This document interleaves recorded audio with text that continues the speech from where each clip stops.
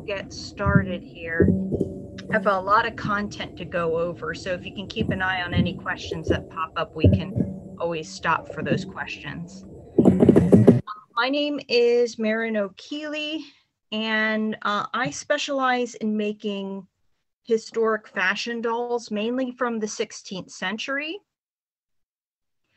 And this particular class is really more of a presentation that shows the various different sources that I end up using for basically inspiration for projects. So let's see here.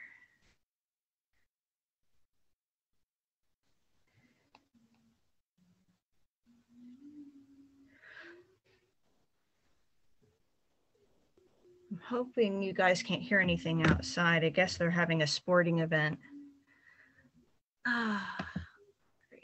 Okay. Now we're sort of going from the classical era through the Elizabethan age. Dolls have a much longer history beyond the time frame we're covering in today's class. These items started as one-piece figurines and were used in religious ceremonies for centuries, long before Christianity. As society made technological advances, dolls changed from one-piece figures to a more complicated arrangement of jointed limbs, or having jointed limbs, eventually becoming highly detailed depictions of humanity. The time frame we're covering begins with dolls having those separated jointed limbs. Many of the dolls featured not just having the arms and legs, but also, normally there would also be a head, but it would not be removable or adjustable in that case. There would be carved facial features and intricately carved hairstyles. Originally thought to be carved from wood, but a lot of these dolls were discovered to later be made of ivory. So these particular ones that you're seeing on your screen here are more items that are actually made out of clay and then painted. I believe that most of these over on the right-hand side are Roman in nature, and then the left-hand side of the screen, those would be a Grecian style doll, but you're noticing the jointing and the appendages where the arms and legs move. Now, this is more so where I'm talking about where it looks brown. So a lot of people thought that it was wood, and there's even a texture or grain that you can almost see in these images.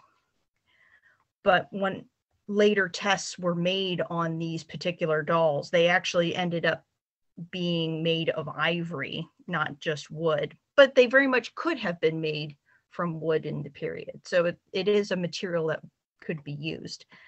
And then there was other toys that could be made from clay and fabric. The little cloth doll in the middle was also found in the Roman time frame as well, but not as intricate. So a lot of the other dolls that you're seeing here were found in graves with children. And normally these were folks who had a certain amount of status. So the fact that these are very intricately carved facial features and hair features and would have had clothing that was made for them definitely would have been a sign of status.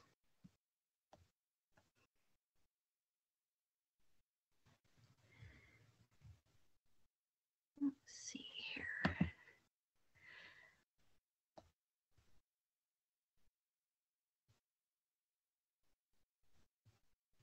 Now, as in the timeline of documentable history, there is a small blank space for dolls during the fall of the Western Roman Empire. Although it doesn't mean that dolls were not being made for limited home use or by local artisans, during this time frame, there's not really any surviving material evidence. When the plague hit Europe in the mid-1300s, the large burial pits produced some evidence of dolls and toys buried with their young victims.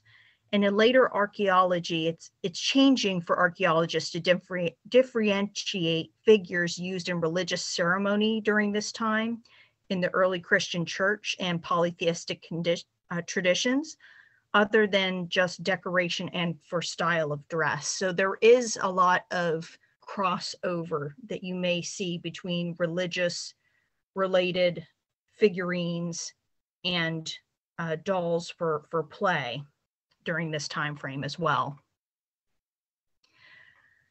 Yet again, most common materials would be clay. We do have evidence of some metal ones, but they do come later. Wood, and then you do run into fabric, but it's a bit more uncommon because fabric was so very precious material at that point in time. It also doesn't hold up very well in the archaeological record because of it rotting away, just like regular clothing would have.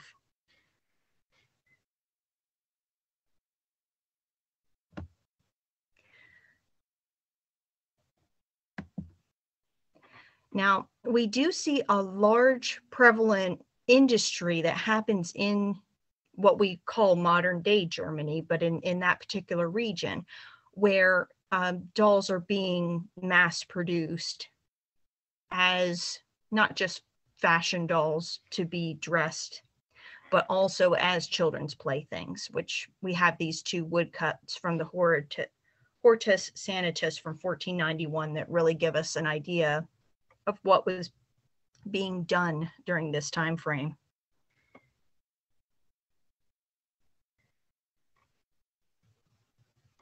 Now, during this time frame also, I believe mothers were always finding ways to keep their children occupied with toys, albeit homemade, bartered, or purchased throughout history.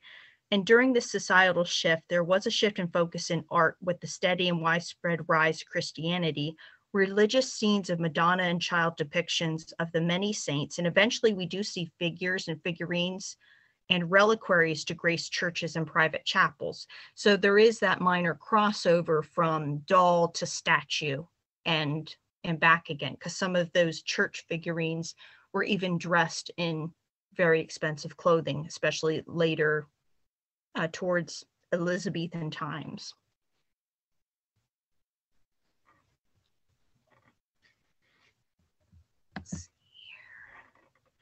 Now, this is yet again Nuremberg, Germany, but we have earlier versions of toys. These are clay stump dolls that we're seeing here.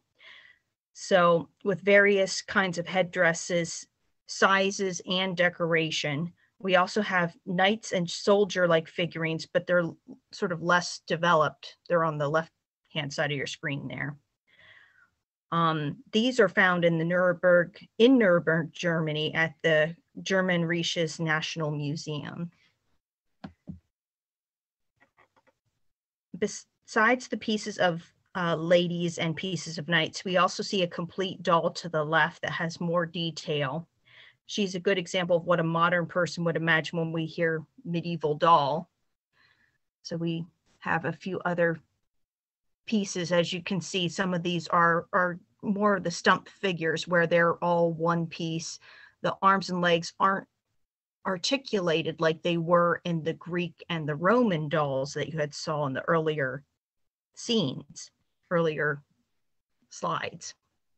But yet again, you still have a lot of detail going on with the headdresses, and looks like we have buttons and hanging sleeves on these two dolls on the right-hand side here as well.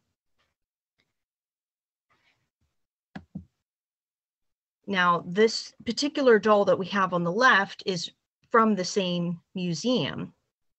They're dating it about 1401 to 1500. This particular figurine is yet again, a good example. She's dressed with a full mantle across her shoulders, a defined padded headwear, more what we kind of think of that padded circlet that you sort of see in medieval clothing become popular. And as well as a veil that would cover that, because you also have sort of the braids on the side of the head there as well, and a floor-length dress with hanging sleeves. Then we have, with the changes in society and feudalism slowly emerging into a wider world, trade and commerce became more plentiful. Sea travel became more safe with advances in sailing technology, and regional styles developed in fashion as separated social classes. The Christian church still played a vital role in most average lives. As literacy was not so common, plays and entertainment centered around more allegorical fables and religious plays during this time frame. A different type of doll emerged, later to be known as a puppet. These plays and their entertainment changed over time to include humor with less allegory. Eventually too energetic for the inner sanctum of churches where they began. The type of shows known as Punch and Judy style became more popular and seen in public spaces, especially when there are festivals during the liturgical calendar, and became less religious and a more secular form of entertainment, but didn't really blossom until about the Elizabethan period, where it was secular entertainment and not really as religious.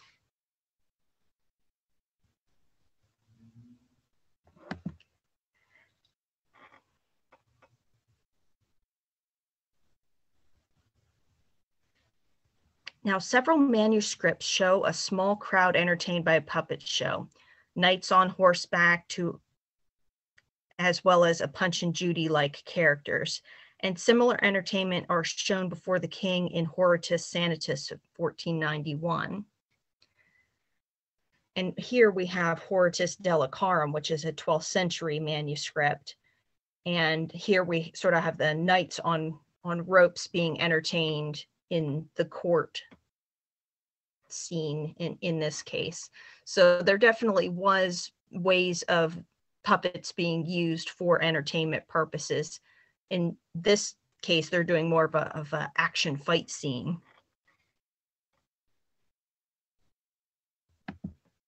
And puppets could be made of wood, clay, or fabric. Most common was wood and could be clothed with scraps of fabric. The craft of puppetry is mainly an oral tradition, and there was very little written down by the puppet masters from medieval times. There were hand puppets and later a string puppet, or as we know it as a marionette. And the earlier side, of course, showed sort of a version of a string puppet in the 12th century manuscript Hortus Delicarum. And this one that we have here with the ladies watching this puppet show, these would be more hand puppets, where you would have an opening at the very bottom of the puppet and use your fingers to control the head and arm movements. Today, good quality puppets and mechanical techniques were a well-guarded industry secret, especially for those string marionettes that were eventually developed. There was little outside, if any, surviving puppets for public knowledge. So we really don't have extant puppets for us to see in a museum. And sadly, the same is for cloth and the wooden dolls. We only have one extant fashion doll that survived until modern times at this point. The National Marionette Theater in Prague, in modern day the Czech Republic, still heralds performances exclusively by puppets. It's one of the few places where we get to see this knowledge still used today as a form of entertainment. And instead of more of a Punch and Judy, which was the last slide, we have more knights over here on the right-hand side. This is from the Romance of Alexander manuscript.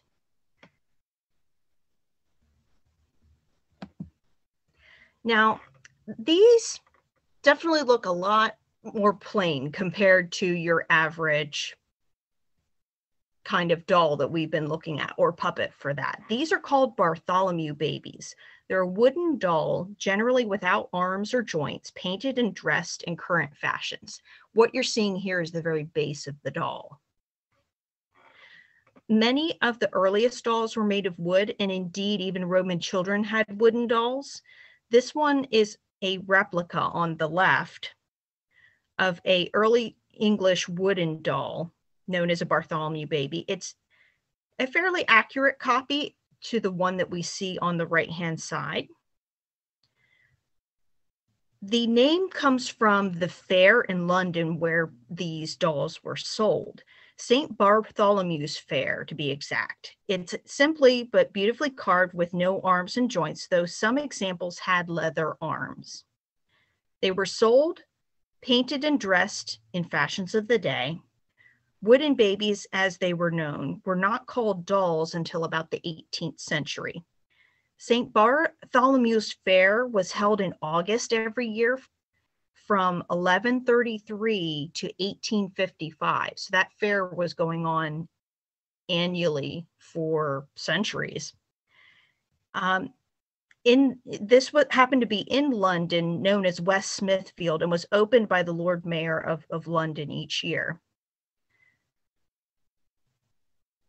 And you could not just purchase dressed dolls that actually had the clothing, but they would also sell the plain ones that you could take home and have clothing made for them as well. So you had both options available.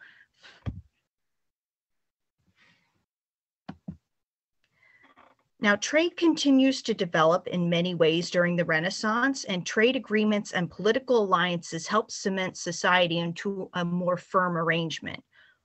We too see dolls become more widely available and in many different materials. Additionally, modern archaeologists can tell if a doll find is imported or domestically made based on the manufacturing techniques and the materials available.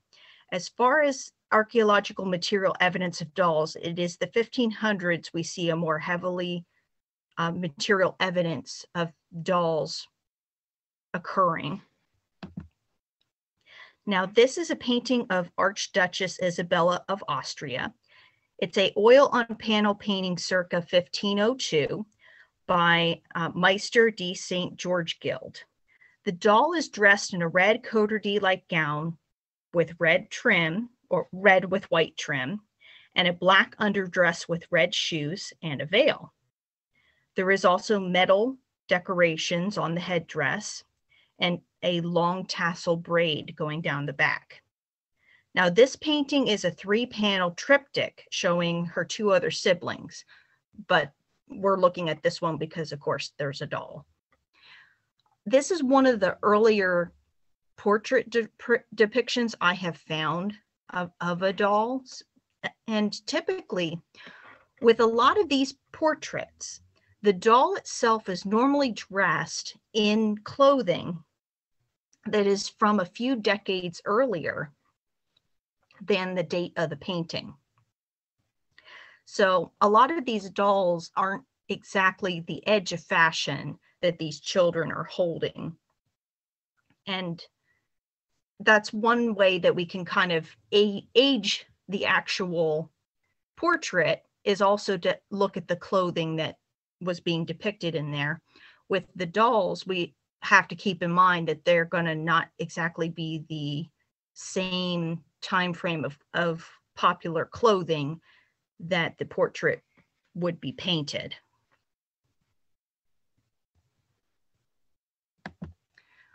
This next one here is a painting labeled as Charity by Lucas Cranach the Elder. It's an oil on panel from 1532. The entire full-length painting is actually a nude of a mother with a sheer veil, and has 3 other children actually in here, but we're of course looking at the doll. That's why we have this narrowed down just a little bit. Now, this particular doll has a green Cranach style Saxon gown with black trim. It's a little hard to tell because we also have a dark background on this particular painting here. But there are puffed sleeves at the elbows, and then a very thin sort of chemise that you see up around the necklaces and around the shoulders. And this particular doll has blonde hair styled in a bun at the back of the head. And we don't really have a hat or a head covering with this particular doll. It could be actually dressed with fabric in this case, or it could be a doll that's been carved and painted.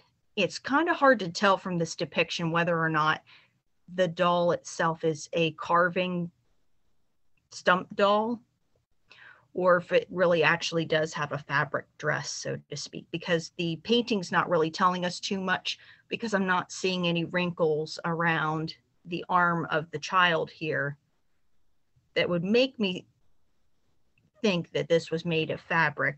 But granted, we're also depending on the artist and their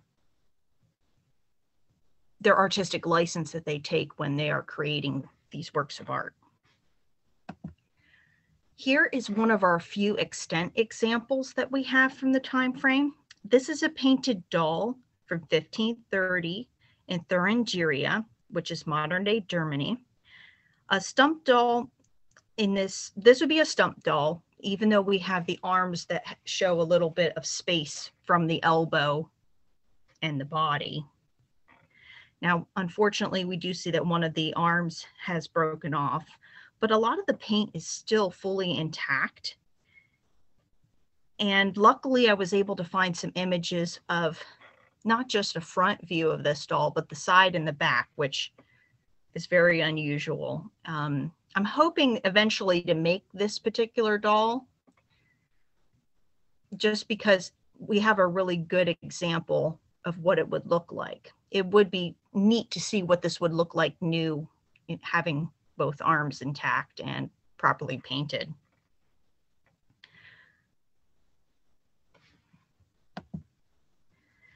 This painting is also labeled as Charity by the same artist, Lucas Cranach the Elder. This is an oil on panel from 1534, so just a few years later. This full-length image actually has the mother sitting off to the side, actually breastfeeding one of her other children. And then we have this small girl sort of standing off to the left-hand side holding her doll. There's a lot of bushes and greenery in the background of the original painting.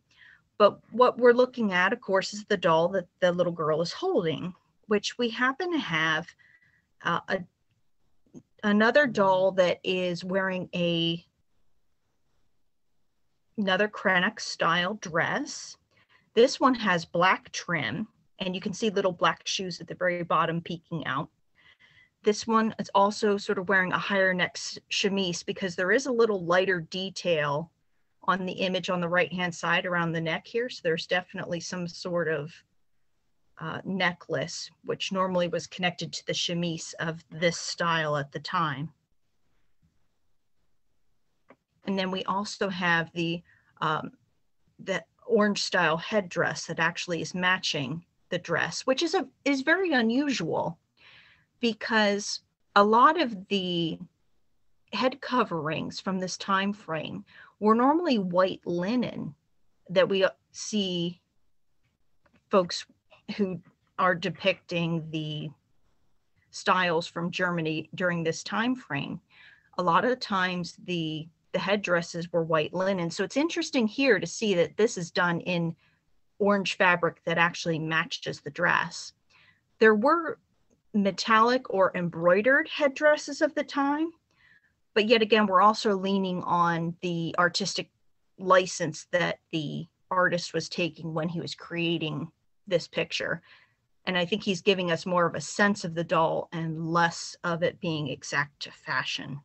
It's fashionable for the time, but it's not high fashion or court fashion.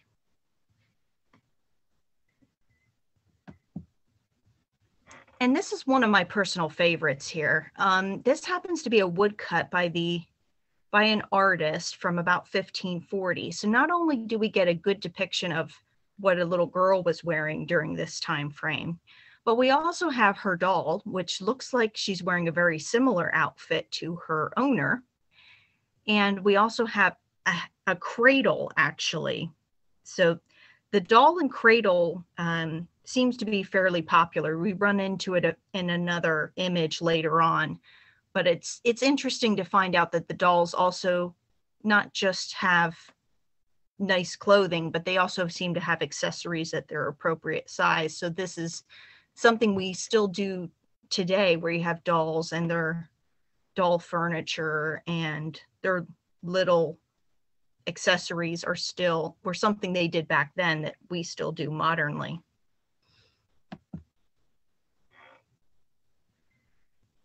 Now, this is one of the few images from a book that shows a person actually carving wood dolls.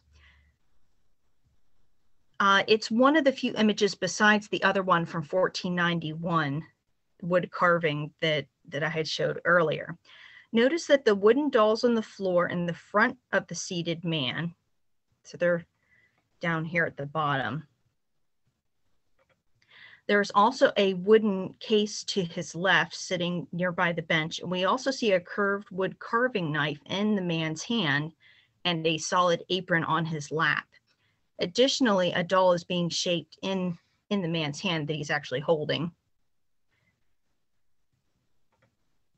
The information that I have on this image, there was an inscription on this that says Klaus, a box maker and carver, is coming to Brunderhob, August 17 of 1557. His age is 55 years, and his brother died as a single company in the Hob, brother in January 3rd, 1558, and his age was 56 years.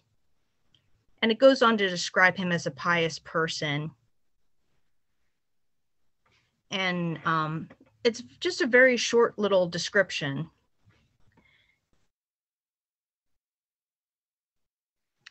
So what I really enjoy about this image is we get to see the process, and there isn't always as much that we see about the process as we see the results normally in a portrait painting, or we'll see dolls as a export in ship records. So it's kind of interesting to actually just see, okay, here's the person who is actually making the dolls sitting there doing the work. And if you notice, we have some of the dolls at the bottom. Some of them are just dolls with heads. Other ones actually have arms and feet. And the one on the far right-hand side here actually sort of has separated legs and arms. So he's making several of a different style. Another offshoot from dolls and their developed posable nature is automatons. This is a mechanical doll from the court of Charles V, the Holy Roman Emperor. The court inventor, Ginello Toritano, was making this item here actually while the emperor was in exile. This doll actually has clockwork mechanisms on the inside that would actually let her turn her head side to side. Her arm strokes the strings on the lute, and there's little feet at the very bottom that would actually scuttle and kick out from underneath her skirts just a little bit. Now, this doll actually, or automaton rather, doesn't actually work any longer. This happens to be in the Kunstgeräte's Museum in Vienna. There are two other extant automatons, herself as well as a monk. The monk actually still works and is housed in the Smithsonian Institution in Washington, D.C. So it's interesting how we're getting to see clockwork at the very end of the period come into play and is being used in dolls. This particular image is Portrait of Children's Games by Peter Bruhl the Elder. And this is an image from 1560. This is a Flemish artist who was known for landscapes and group paintings. And this image here happens to show various adults playing children's games. Everything from pinwheel-like toys to stick ponies, knuckle bones, and all sorts of other games in between. And the image on the right-hand side that I've narrowed in, this image actually appears in the bottom left of the whole entire painting. but the detail shows some girls playing with dolls. These appear to be more of a fabric-like doll, and behind them, there's another cradle, sort of in a blue color, up here in the middle, as well as another doll sitting off to the side. So there's a whole bunch of accessories that the girls are playing with as well. Do we have any questions that I need to answer yet? No, all good here. Okay, just making sure. Thank you. Figured I better check in before I just keep rambling. But what was really interesting with this one is, yet again, we're getting to see accessories that are going with the dolls. It isn't just the dolls themselves that we're seeing in the actual playing and use. This next one is pretty popular when most people think of dolls from the Elizabethan period. This is a portrait of Arabella Stewart, a oil on panel from 1577. Now, Arabella here, she's only 24 months old. She's posed with a doll in her left hand, dressed in court fashion. The doll is in a red silk gown from about 1560, which would be known as a French kirtle. It has beaded details on the gown and the hemline, and a gold needlework open petticoat with gold O's along the hemline. So there's this detail that you see, this fringe on the bottom. Those are actually more like spangles is what they really would be, or they call them O's in period. We also have gold openwork slashed sleeves going on. And then the blonde hair is fashioned in the popular roll front style and plaited in the back with a gold net and a diadem. So there's like a little bead here on the forehead and a gold net over the back of the hair. It's a little hard to tell because the hair is blind to start with as well. But you can tell that the artist put a lot more time and effort into this depiction of a doll than Lucas Cranach the Elder did with his two other depictions. You got a sense of the court clothing in those two other depictions on a very basic level. This one, this particular artist took it to the next level and really put in the detail. So this is definitely an image of a dress that could have been worn in court during the 1560s. So a decade before this image was painted. We even have little ruffs on the wrists and little rough cuffs and a ruff around the neck. So I mean, this is definitely something that was appropriate for the time frame.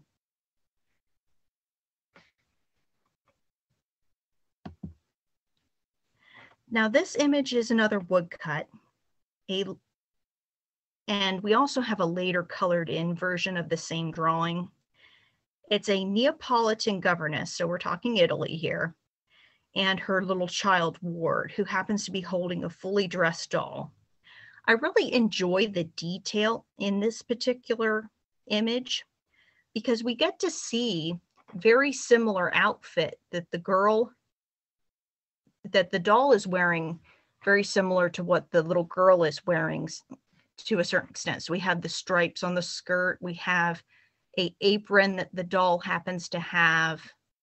It looks like there's possibly some sort of, there's a puff sleeve here and a partlet of some form, and a hairstyle that is definitely a hairstyle that's up and away from the face. But in profile, we're not getting quite as much detail here. But you're definitely seeing that it's a very similar shaped dress to what the little girl is wearing and what would have been fashionable at the time. It's also difficult to work in such a very small scale when you're just trying to give a sense of an object. So I can appreciate the artist only putting so much detail into these images to a certain extent, because they're trying to just show a sense of an item. Sometimes they're able to put in a lot of the detail like the previous image, and other times they're just working with what they can. Now this one is kind of interesting. This is a portrait of Archduchess Catherine Renata of Austria. This is a oil on panel from 1577. Now we have a much younger child than some of the other depictions, and she's in a what would be a version of a very fancy high chair, holding a doll in her right hand.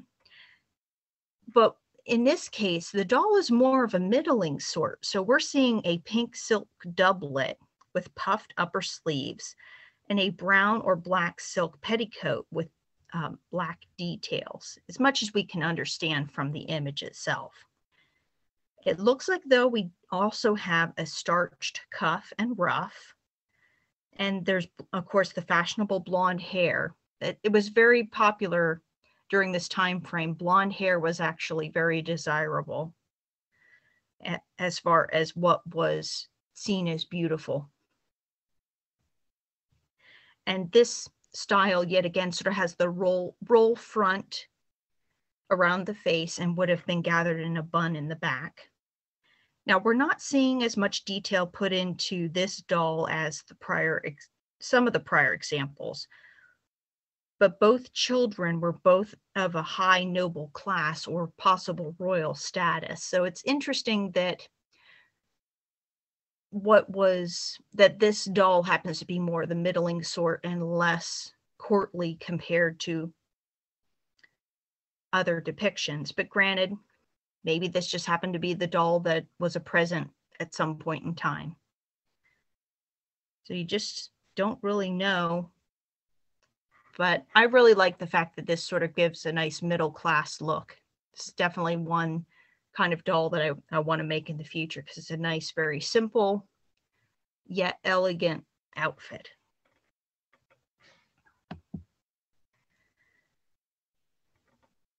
Now, I had mentioned earlier about metal dolls. Now, more manufacturing shows that metal dolls were taken actually from the Thames. So this is some of the results of what we like to modern day called mudlarking. Now, based on the lady's clothing and the fitted English gown, she seems to be about from 1560 to 1570, the doll here on the far left.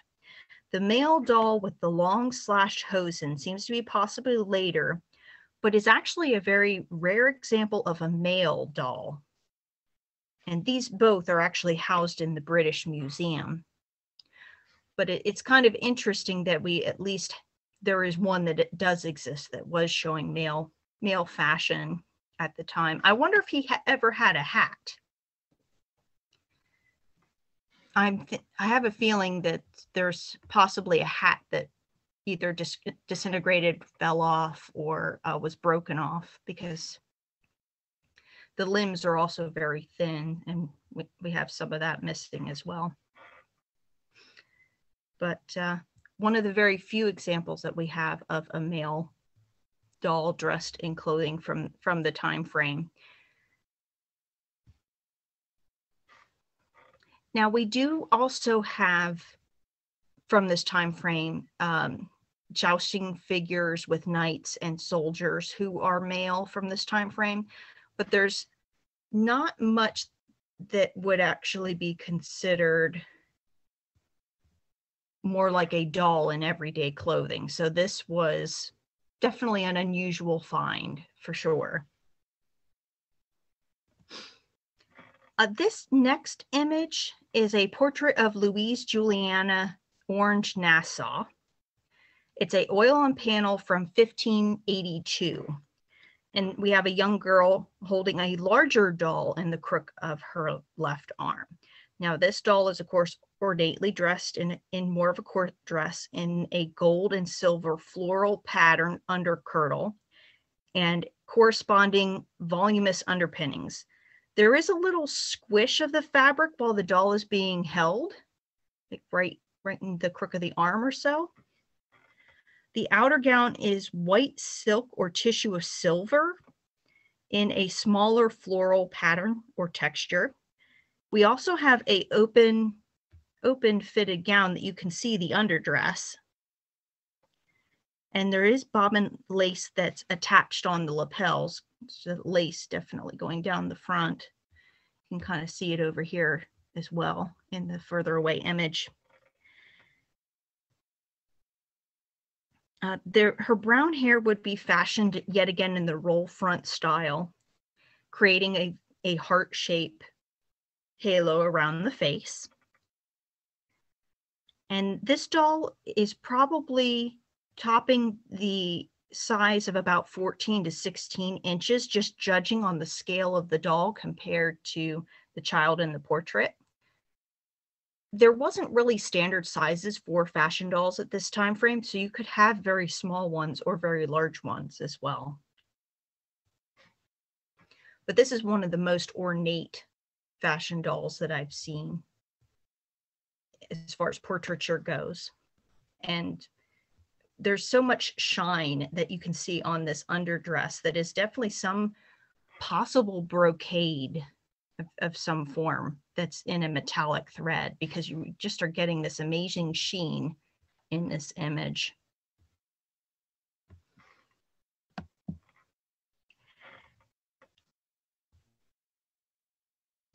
The affluence of a customer does make a significant difference in not only the price, but the materials chosen.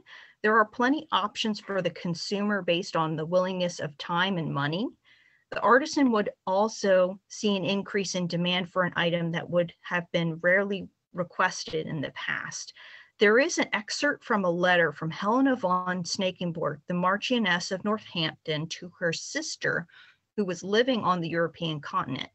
She notes ordering a doll in the latest London fashion to be sent to her sister with instructions for the tailor. And this excerpt is from Queen Elizabeth's Wardrobe Unlocked. So fashion dolls were definitely something that were more of a custom item. And of course, the more money you put into something, the finer the detail and the more time the artisan is going to take to create said item. And we have a good example of this in the only extant doll that exists from the time frame. This is a fabric doll from around 1585 to 1590. It's the only fabric doll dressed as a fashion doll from the period. She is 15 centimeters in height. The head is stuffed with fabric and there's also a human hair wig on this doll. The body is a wrapped wire armature. The gown is velvet and silk trimmed with metallic lace and seed pearls, with a matching muff and hair ornaments. The volume of the garments is achieved by pleating, and she has some fading and disintegration of her clothing from, like the silk in this case is shattering, is what's really going on, that you're seeing it starting to disintegrate. There has been some restoration work done on this doll. In other images I have, there are some larger stitches that you wouldn't really see this far away, but it's more or less they're trying to keep the fabric together. This doll is housed in the Royal Armoury Museum in Stockholm, Sweden. This is one of the ones I have recreated as a entry in Ice Dragon, and I have to say it was very challenging to just do a very minor wire armature and then dress it, because you don't have the same understructures that you would if you were dressing a person. So fashion dolls are definitely different than dressing a person for sure.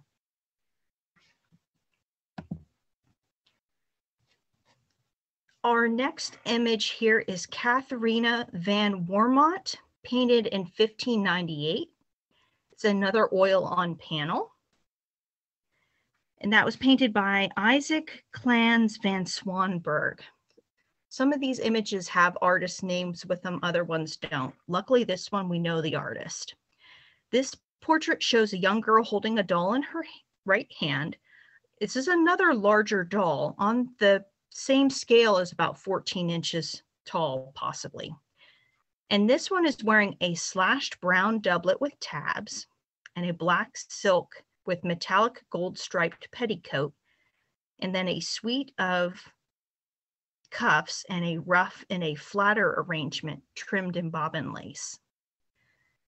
Now, when I was enlarging this image, there is a silk covering just a shade darker over the blonde hair that is holding the rolled heart shape in place. In the enhanced image that I have, this doll is also wearing pearl earrings. The dark background makes the texture of the clothing a little bit more difficult to detect. Like, we can tell that it's definitely dark, but we're not, because of it being black, it's just harder to pick up the detail. This is one of the ones I do want to create at some point in time. But yeah, there's a little seam right over near the ear where it looks like there's some sort of head covering over the hair that is almost the same exact color. It's something I'm taking some time to further research to understand why they would make this form of hat, but we'll see what happens. So more to come on this one.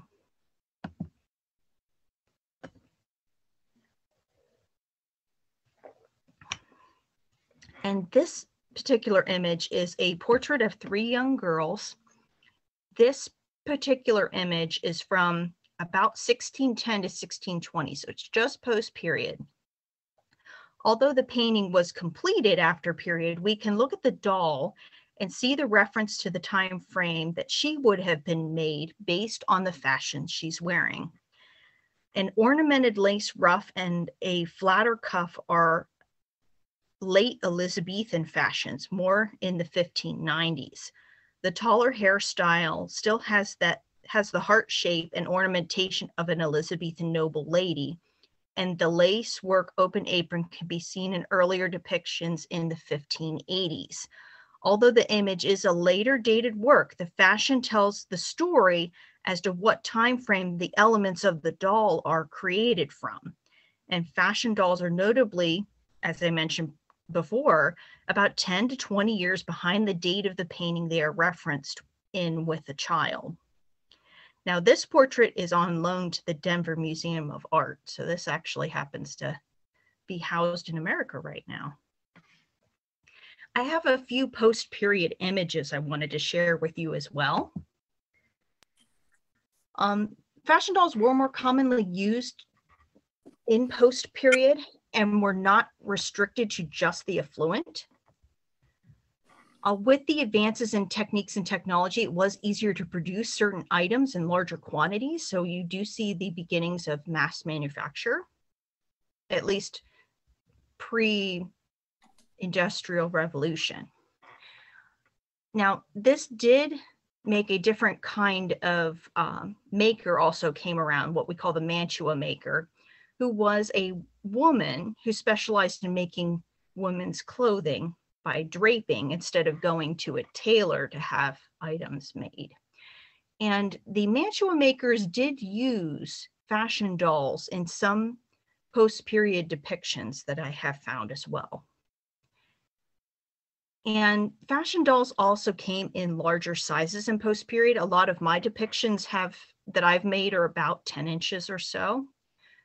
But there are references, like I have a reference from Henry VIII's inventory where there is a doll that was called a great baby, which means that it would have been fairly large in size. And we also see the rising of the merchant class, who was able to take advantage of having fine clothing made aside, and really did aid actually the fashion dolls journey. So the fashion dolls were definitely more of a nobility royalty type of item, especially earlier in the Middle Ages going forward. But post-period, you see it become more of a middle class, upper middle class item that was still able to be used to communicate fashion. And that goes well into the 18th century, actually.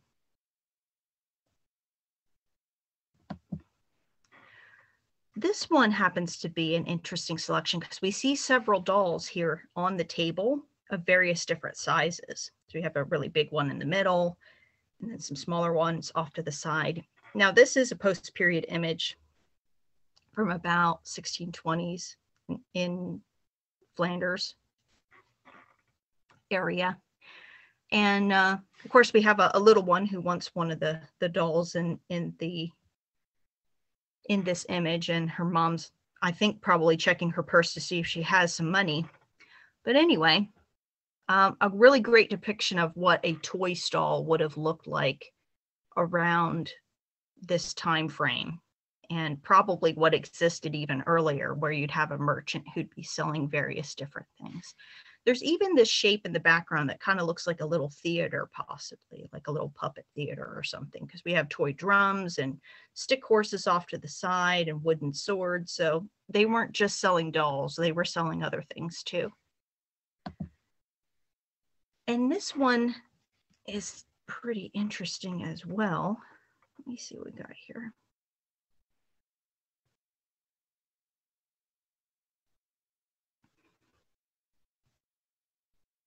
I was trying to see if I had the reference for this particular one. This one is about 1630, 1650 Delft. That was the earlier one. So this is 1630, 1650s Delft, actually. And this image is actually from 1655, also in Delft as well. It's a group portrait, shows a family of 6 sitting around a table. This is more like a Vermeer style of portraiture that was popular during this time frame. And we do happen to actually catch a nice little moment where we have a little one who's holding up a doll, which is more in line with the fashions of what everybody else is wearing. If you notice, we have the apron and the same collar and flat collar and a bonnet that's also on this doll as well, which goes well with the fashions in the time frame. Dolls continue in popularity, and many were sent to the New World, showing the changing fashions and details. And most of these dolls or models had wooden bodies and could be of varying different sizes. Some were large models to be taken to a tailor to have the newest fashions of clothing made in the appropriate size. Many of the dolls were either quarter or half scale. Some were 1/6 scale or smaller. Yet they conveyed a very similar fashion message by sight and tactile textures. Many fashion dolls came from France and were a noted export, because you could see a lot of this in inventories of ships from the time frame. Especially popular in the 18th century Europe and America, there was notable extra charges of clothing for the doll and the accessories. So you'd rent a fashion doll, take it to your tailor, have the clothing made, and then take the fashion doll back to the original owner. Eventually, there's a transition into a more modernly conceived plaything that we see happening, not just as a fashion doll, but also we see where there are children's dolls that come into play, or fashion dolls that were discarded as a children's plaything. They're very much this fluidity between the different types. And what I've really discovered with my research is that fashion dolls continue onward into history to make their tiny mark on a big world. And that's really all I had to share with you today. Thank you. That's a lot of information. Yes. It felt like a marathon. You mentioned a little bit at the end, but I was kind of wondering, how much it was a separate sort of guild or so that was involved in making these dolls, or whether it was like different people making the bodies, and you mentioned going to the tailor and having them the clothes. Mm-hmm. There wasn't a toy. I actually researched toy guilds, and I didn't really find one in existence until the 1950s. So these were really being made by independent artisans, wood carvers. And then I think what tailors would do is order dolls, make the clothing for them as a form of advertisement that they could carry with them, because some of the tailors did travel and would stay in someone's house for an extended period of time and make everybody clothing, but they needed a way to advertise their wares. But we don't really seem to have those, what I like to call salesman models. We don't have any of those existing. That's more or less just a knowledge that the tailors were traveling around, because we found it in documents that they were, we have the tailor at our house, they're making us clothing, would normally be written up in someone's household accounting. So that's really where we run into the documentation that this was a thing. But it really wasn't its own guild until much, much later. Okay. So it seemed to be a combination of a working relationship between the wood carvers and the tailors. It's what I feel that it was during the time frame. I have a book on guilds that I haven't touched yet, that I'm going to look into it to see if maybe that's my theory right now. We could disprove it. We'll see what happens. Did we have any other questions? I know I was just rambling.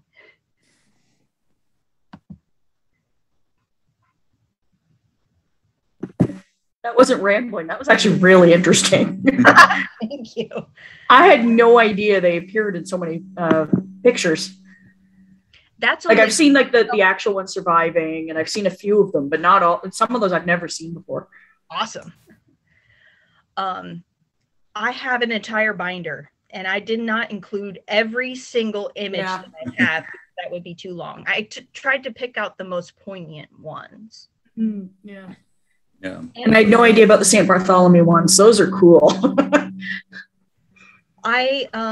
Sylvester was very kind. He actually saw the replica one that somebody else made, and he dropped off.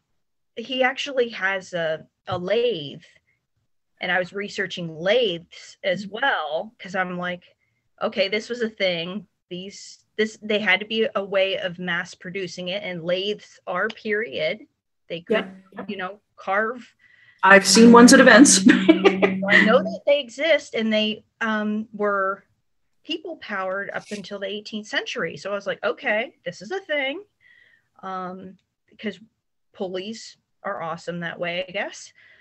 And here he ended up making two, and he dropped them off at my husband's business, and I was just like, oh, that's cool. I haven't dressed them yet or anything, but I have them, and I want to figure out, do I want to carve a face? Do I want to paint a face? I have all these options. Yeah, they may have done both. They may have. I could totally see both having been done. Oh, are we at end of time already? Oh my gosh. I timed it that way on purpose, but I did this class, tried to do this class in an hour and a half once, and it just didn't fly. So I'm like, okay, this is a long one. Yeah, well, I'm glad I attended. Oh, thank you. I appreciate it. It was very good. Thank you. Now I kind of want a little mix. I've been starting to do miniatures during the pandemic, and now I'm like, I could do some period dolls. Yeah. This is not. I was gonna say you should bring your own dolls out. This is not one I made. I actually bought several porcelain style dolls that they've dressed them in appropriate period, like they've done the wives of Henry VIII. Oh, and yeah. I have a whole bunch of them living on my dresser right now. So, but yeah, Barbie exists today, so she's basically are in display cases up on the top. Oh, nice. But yeah, I've made 3 replica ones at this point in time, but I mean, with all of the material I have, I could probably be making dolls for decades if I really wanted to. I think that's typical of all crafters. It's like, well, and there's I had mentioned it that there is this sidestep into religious dolls, or what we call fresh dolls? I took art history in university, and one of my classes, we actually talked about how the nuns would make clothing for them and dress up the baby Jesus. And I think I still have the book somewhere. It's really crazy. They used it colonially as a tool to convert people to Christianity. Mm-hmm. And it's still prevalent in Hispanic society today. Yes. You still see these dolls in churches, ornately dressed. Yeah, and processions, I think, even as well. Yeah, I saw an Easter procession in oh dear, one of those beautiful towns in Spain. I think it was Cordova, of all places. Mm-hmm. It was quite amazing. Yeah, the whole procession, but yeah, certainly all the miniatures. Yeah, you just want to go and look at all the little bits and pieces and stuff. They're very detailed. Mm-hmm. I have a few that I purchased that didn't have clothing, and I clothed them in Renaissance style, that I used as a basis that when I was learning wood carving to make my half-scale doll, who's in the corner back here, who's 3 feet tall, that I had some sort of reference for faces and hands and things of this nature. So this leads to other things. This is how I started learning wood carving, of all things. Well, that's kind of why I asked, because I was wondering about it, and the reason is I asked is in the SCA we're all sort of tuned, like we want to do it all ourselves, right? For one thing, it's fun, of course. Mm-hmm. It's distinctly non-period. And so there's a few among us, and we try so too, to try to encourage to sort of collaborate with some other Scadian, maybe where you find a woodworker like you would do in period, and have to make the dummy. Yeah, I'm kind of tempted to get that wooden doll that you had with the paint, like that was painted, that I think it's missing an arm. Like, get someone to carve it for me, and then I could paint it, because I'm not a wood carver, and I live in an apartment building, so they wouldn't like me using power tools all the time. Yeah. We have certain rules. I don't think she's very tall. I'm thinking she'd be like, they could use like offcuts from their stuff. Yeah. If they're making a chair or something, a chair rung, there'd be like a little offcut, and you could take it and do that. That's actually a good idea. Next week there's an event, and there is a wood carver coming. He makes chairs. Well, I wonder if I should talk to him. Interesting about her too is she was sort of flat, if you notice. Like, okay. The profile, like, we're not talking a lot of shape there. He was sort of somewhat flat on the back a little bit, and I was like, yeah. So this, I also look at it this way. This could have been somebody's practice piece too. And so I'm going to carve a little doll so I can sell some of these. And that's maybe how a journeyman got some practice. Yeah, or some dad made it for his kids or something. Like, we have no clue. Right. If you're out in the middle of a farm somewhere, you could carve it in the evenings when the kids are in bed. And I think that's how a lot of the cloth dolls were made. It's like mom was stitching things up and saying, "Here, get out of my hair." Exactly. Let me... if there are other questions for doing the recorded sessions, otherwise I'll stop the recording and try to make sure to lose it. Yeah, I should probably nip off, because I'm not sure which session I'm going to, but very good talk. I loved it. Yeah, thank you again.